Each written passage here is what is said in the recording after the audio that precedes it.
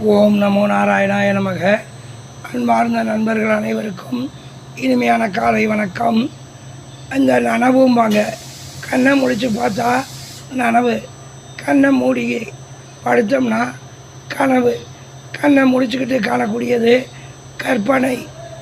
அப்புறம் தூக்கம், அமைதியாக கனவு இல்லாமல் தூங்குறது.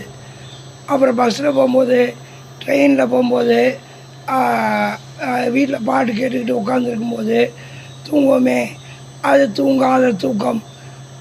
இறுதியாக நிறைவாக வரக்கூடியது தான் சமாதி நிலை. ஆதியோடு சமமாகக்கூடிய நிலை ஆதி நிலை, சமாதி நிலை. நனவு, கனவு, கற்பனை, தூக்கம், தூங்காத தூக்கம், சமாதி அப்படின்னு 6 பிரிவாக பிரிச்சுக்கலாம்.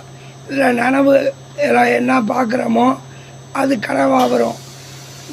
கனவு இல்லாமல் கண்ணை முடிச்சிருக்கும்போது கற்பனை பண்ணிக்கிட்டு இருப்பான்.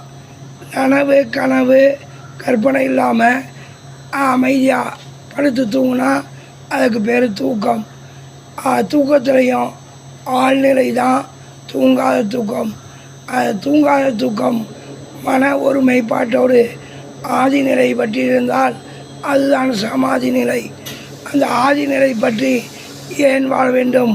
உங்களுக்கு அப்பா அம்மா இருப்பாங்க, அவங்களுக்கு அப்பா அம்மா, அவங்களுக்கு அப்பா அம்மா. அப்படியே பின்னாடி போய் பார்த்தா ஒரு ஆதி மனுஷனும் மனுஷியும் இருந்திருப்பாங்க. ஆதியிலே ஒரு மனிதன் படைக்கப்பட்டிருப்பான்.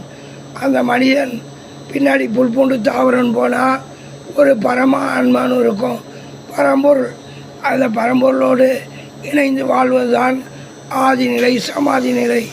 அப்படி வாழ்ந்தால் இன்பமும் இருக்காது, துன்பமும் இருக்காது. வாழ்க்கை பேரின்பம்தான். வாழ்க்கை வாழ்வதற்கே. ஆகவே ஆதிநிலை பற்றி பேரின்பமுடன் வாழ்வோம்.